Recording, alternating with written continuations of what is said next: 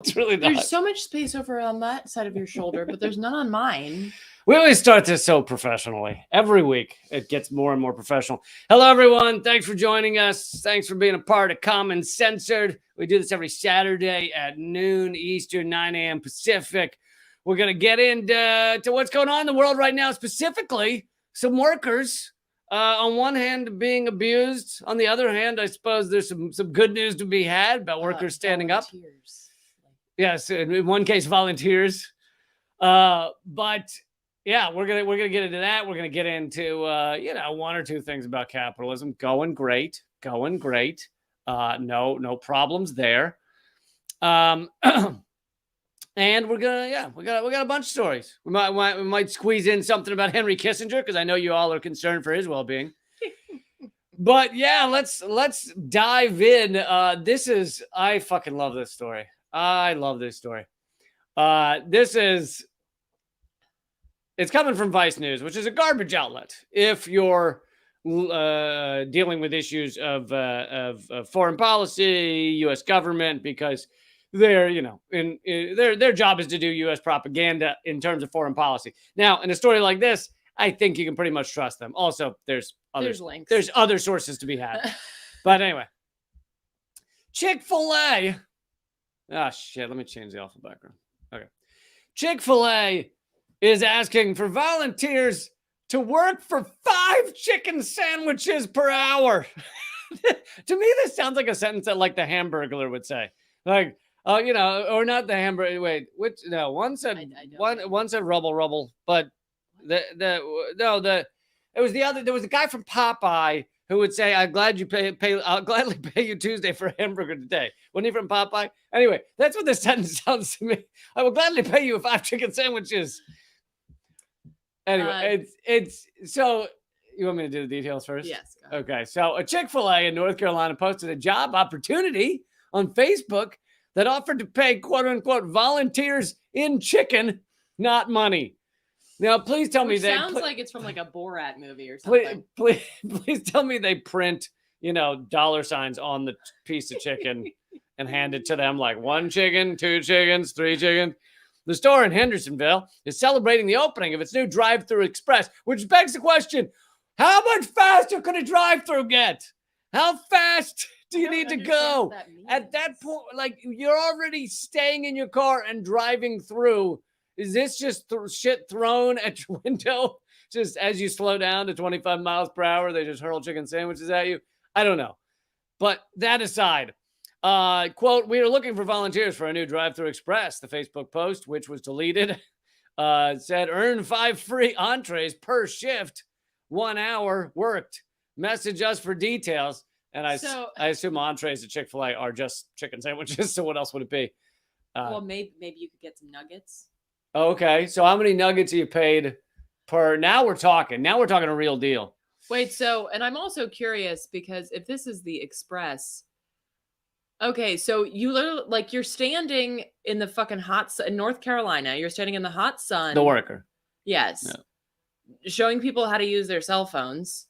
And for that, you get 5 chicken sandwiches, chicken, let's put that in quotations, by the way. Right.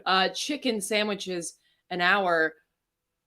Which I assume you put in a briefcase and then run away giggling.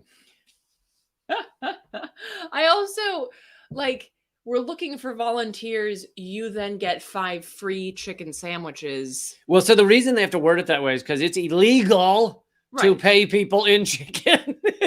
It's workers fought for this shit over generations so that you couldn't get paid at the company store, which was paid in like funny dollars, funny money that you could only use back at the company. Well, if you're getting paid in chicken sandwich, isn't that the same shit?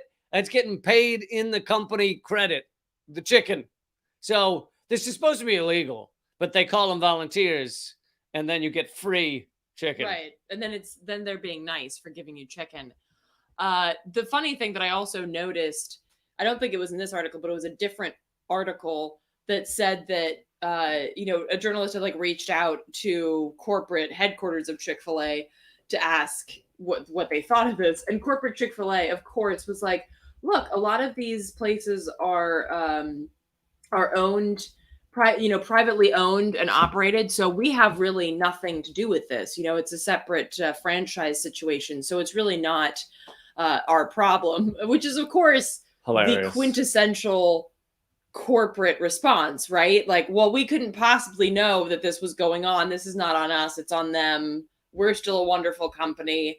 Thank you. And it's just, oh, God. What's going on? I am trying to. Oh shit! All right, never mind. I'm trying to block the ad on the side of the screen that is like, it's like, donate money to Ukraine. Although me and my ADD self just noticed something else that's horrifying. Does anybody see this on the right-hand side here?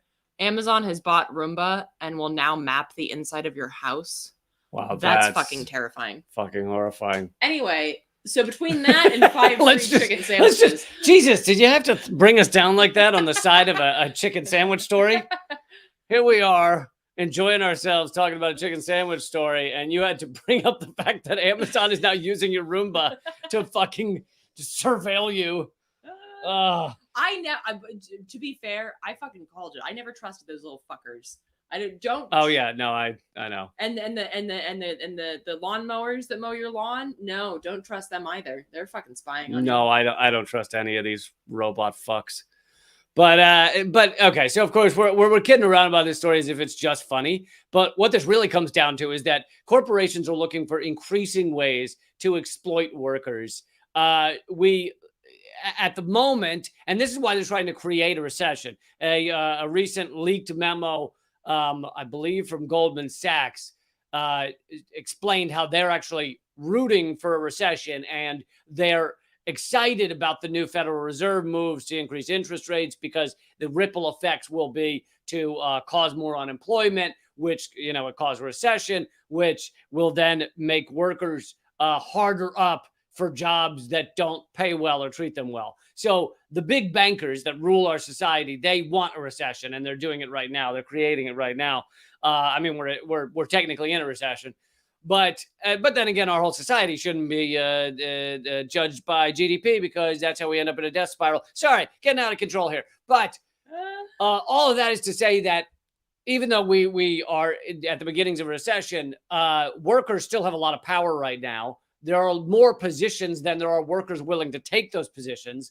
And so the places like Chick-fil-A are not able to exploit people as easily. That doesn't mean they don't still exploit workers, but they're not able to exploit people as easily as they used to. And so now they're trying to get around that by calling for volunteers. And as the article points out, where was it? I don't even... maybe I lost the comment, but how much Chick-fil-A has, it's worth billions of dollars. They rake in billions and billions of dollars, and yet they're trying to force people to work for free. Is hilarious. And I know you just talked about this, but the idea that they don't have control of their franchises is like could you imagine if a Chick-fil-A branch was just like, hey, for this month, topless waitresses at our Chick-fil-A. But hey, also, we're offering nothing but Sour Patch Kids at our Chick-fil-A. No, of course they have control over their franchise. But also, it seems like the manager doesn't even have control, because if you continue down the article here, Ryan, a manager at that location in Hendersonville, who had just collected his 7 chicken sandwiches, said that he was not in control of the Facebook account and declined to comment on the post. So this manager doesn't have control of that post, but he also defended the idea. This is a wonderful quote. I love this so much. It's just, quote, what happens with some brands in a community is that they establish a relationship with the community. I don't know that I'd call a relationship exploiting people for their labor, but okay. Or giving them diabetes. Right. Quote, as a result, there's an expression of desire from the community to be more a part of what the brand is doing. Yeah, that's what happens. We get people all the time that want to be a part of what we're doing. This is designed to be an opportunity for that, end quote. Now, do you gather he's not talking about employees? Because he would say we get people all the time applying to work here, which is not what's going on, because they actually lack employees. They're having trouble finding enough employees.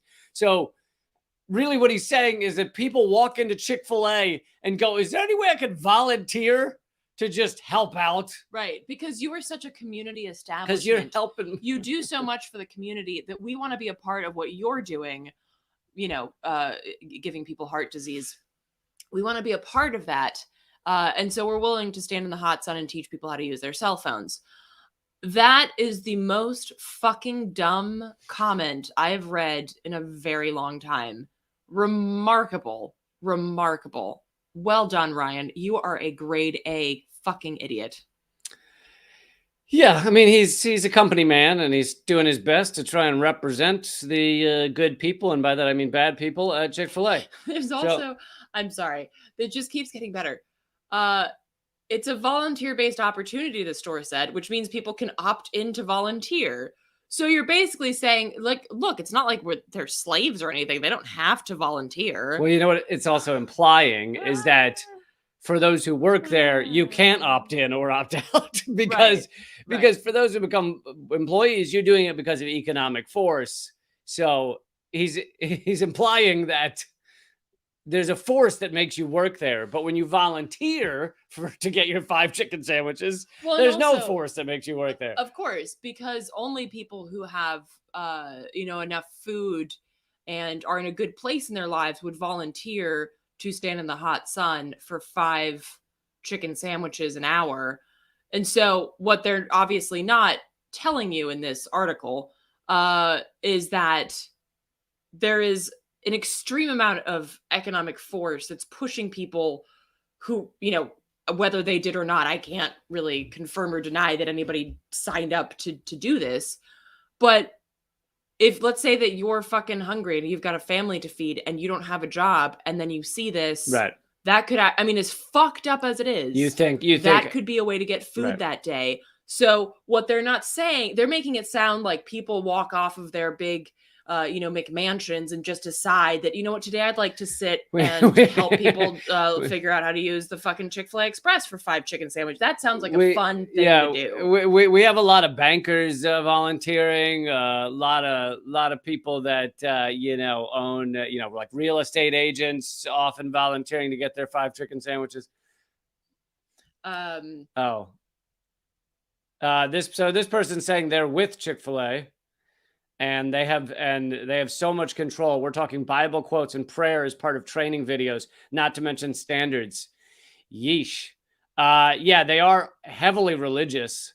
And of course, Chick-fil-A, one of their biggest scandals is that they're very anti-gay. So I was wondering, did the Facebook post also say asterisk gays need not apply?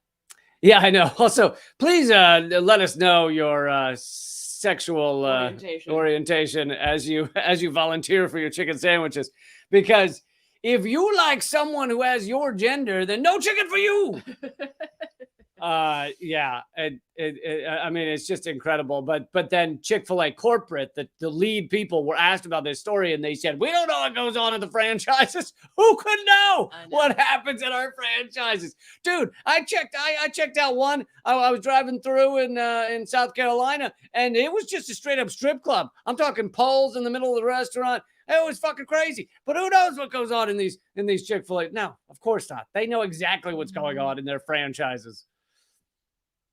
So, and if you're wondering why we have so much hatred for Chick-fil-A, it's not hatred for Chick-fil-A specifically. It's hatred for corporate America, which is designed on high levels of exploitation and destroying people's lives. So, but I also do really hate Chick-fil-A. Yeah. I mean, then there's a personal thing about Chick-fil-A, yes. But we can move on to another large corporate franchise. This is what's going on with Trader Joe's. So, well, I should say before I show that, there is a Trader Joe's wine shop in Union Square, New York City. I vaguely remember it when I used to live there, and it abruptly went out of business. Like, all the doors closed and fucking construction paper over all the windows overnight. And everybody was like, what in God's name just happened? There was no sign that they're like hard up, that people weren't frequenting enough. They weren't running out of wine. So what happened? And sure enough, it has to do with workers exerting their rights. Mm-hmm. So here it is. Workers were taking steps to unionize when Trader Joe's shuttered Union Square, when they shuttered their Union Square wine shop. And I love how they also, if you look at closely at the image, they ripped the words wine shop Which off, I don't off the wall. like. They had to get out of there in a hell of a hurry. Clearly.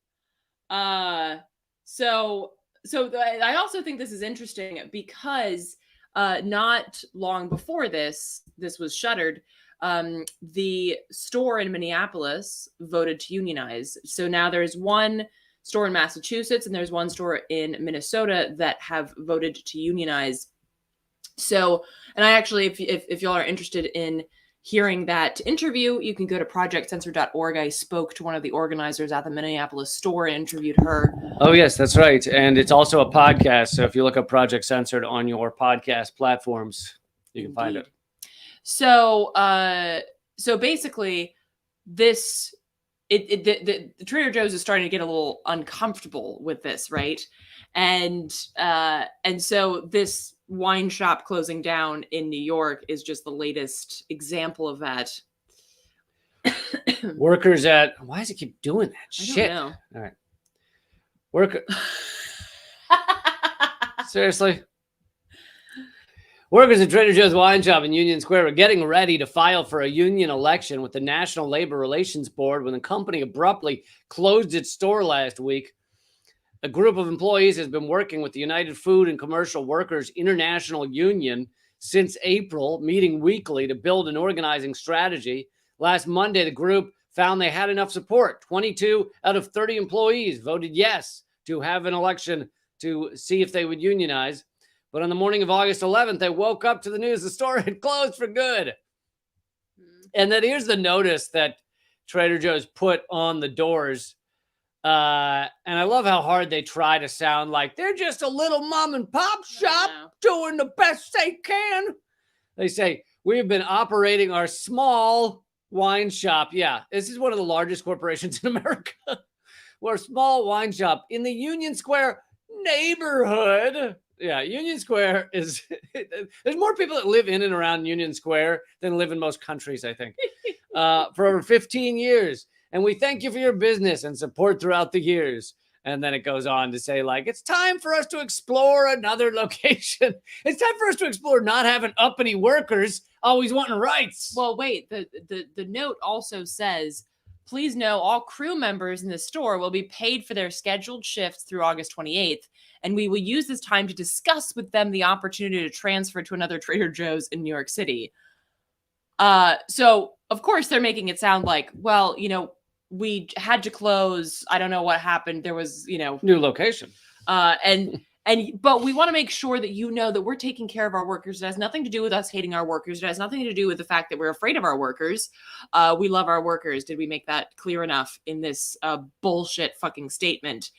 And at the same time, of course, this is so that those workers are at the very least split up. But I highly doubt that they're going to discuss with these workers who were organizing to unionize, that they would be discussing with them about another store that they could go to and spread this message. Also, look who signed the bottom of it with appreciation. All of us. All of us. At Trader Joe's. Yes.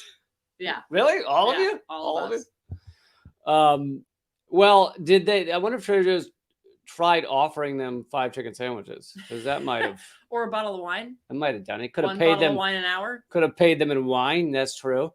But again, this has to do. So this is how much corporations freak the fuck out when workers start to really have a little bit of power and a little bit of rights.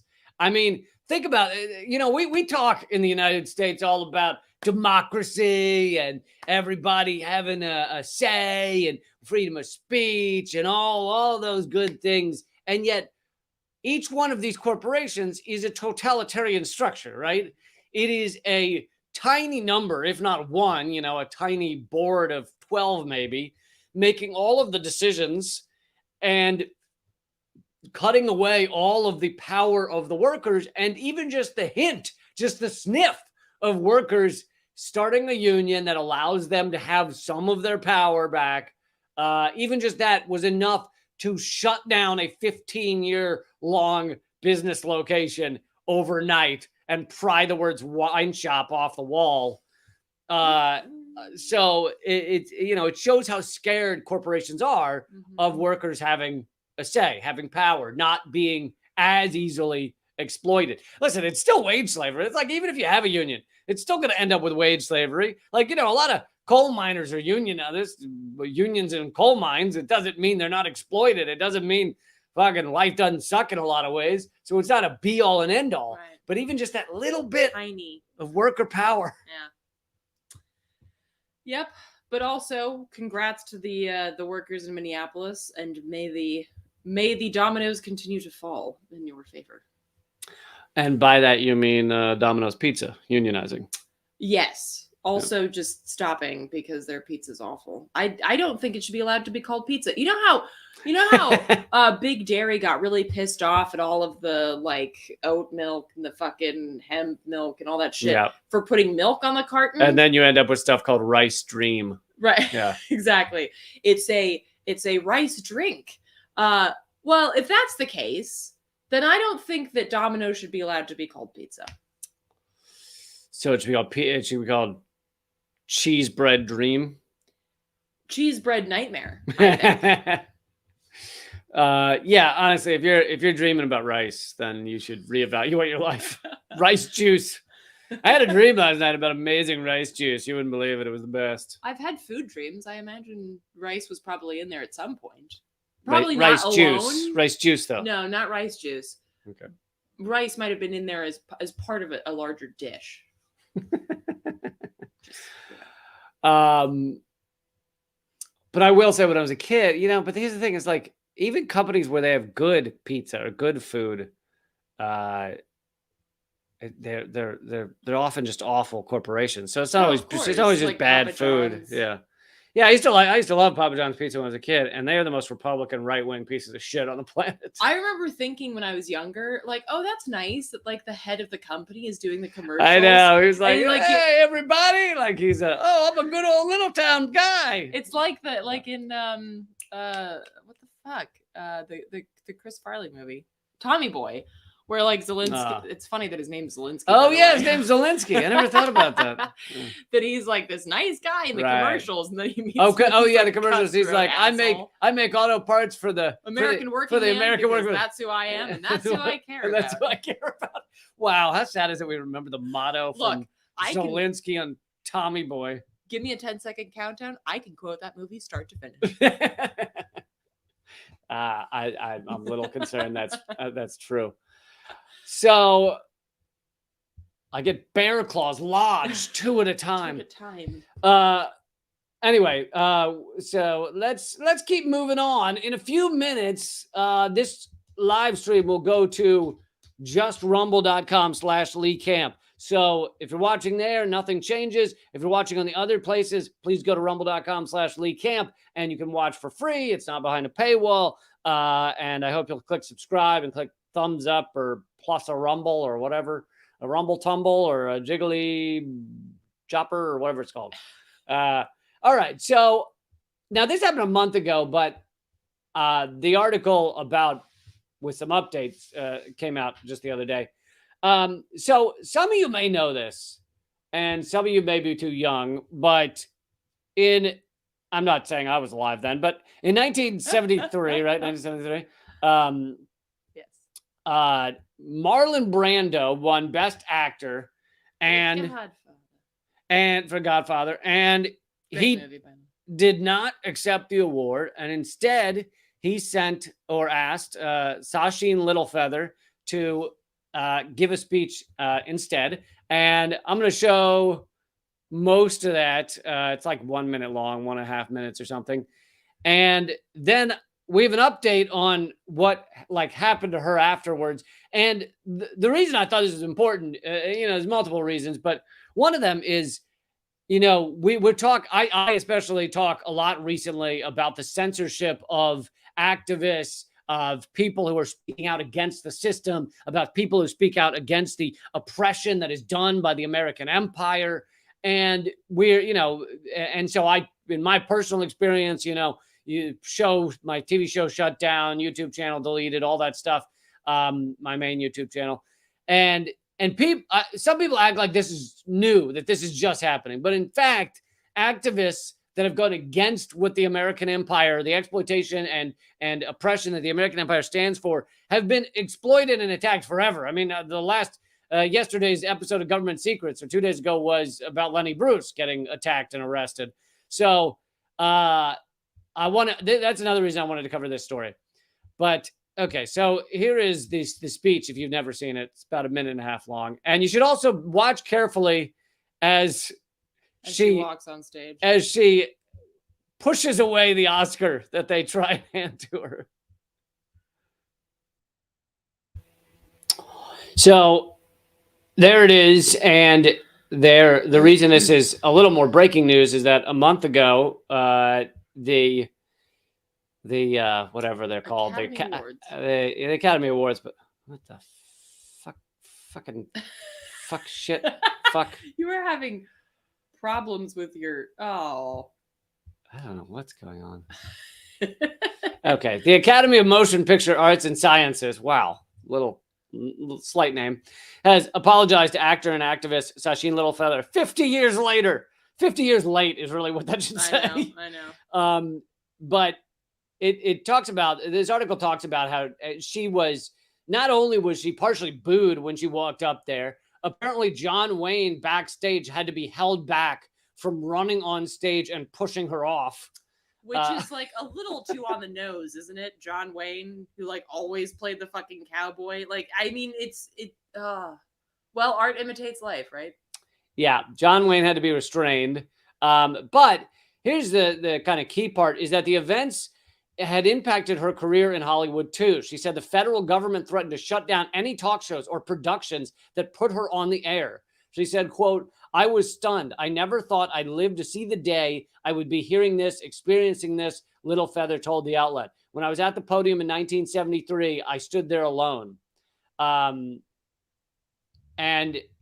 I didn't realize that she was also a part-time actor. That was not her main gig, but she wanted to be an actor. And that, of course, all ended that day because no one wanted to work with her and they wouldn't let her go on TV shows. So anyway, but go ahead. Yeah, well, and the letter that Marlon Brando wrote that she couldn't read because of time actually has some really good points in it. And he makes I'm not going to read the whole thing also because of time, but you can look it up online.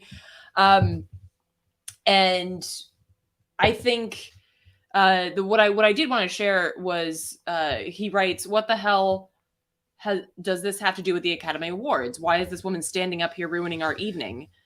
I think, why is reality ruining our evening? Right. And he writes, "The motion picture community has been as responsible as any for degrading the Indian and making a mockery of his character." Some problematic language here, but just roll with it. It's 1973 and it's Marlon Brando. But he makes some good points, describing him as savage, hostile, and evil. "It's hard enough for children to grow up in this world. When Indian children watch television, and they do watch films, and when they see themselves depicted as they are in film, their minds become injured in ways that we can never know." And so he makes some good points about connecting this. And if folks are not familiar, I'm not going to go into the whole thing, but what Sacheen Littlefeather and Marlon Brando are noting when they talk about Wounded Knee, earlier in 1973 and 1972, there were some absolutely fucking horrific attacks on Indigenous folks in the Wounded Knee community by white people. And what then happened was that leaders who lived there reached out to AIM, the American Indian Movement, and asked for help. And basically what happened was that the American Indian Movement, together with a number of local and traditional Native Americans, began their 71-day occupation of Wounded Knee in South Dakota in February of 1973. Right now I'm reading from the Free Leonard Peltier website. Their goal was to protest injustices against their tribes, violations of the many treaties with the United States government, and current abuses and repression against their people. There were no radical demands made. All that they asked was that the government follow its own laws. The U.S. government responded to the occupation of Wounded Knee with a military-style assault where over 200,000 rounds of ammunition were fired at the protesters. The use of military force by the federal government was later ruled unlawful, kind of like this apology. Okay, too fucking late and too little. And so this then precipitated trials where the FBI brought 542 separate charges to be filed against those identified as, quote, key aim leaders. This was not when Leonard Peltier was convicted. He was convicted later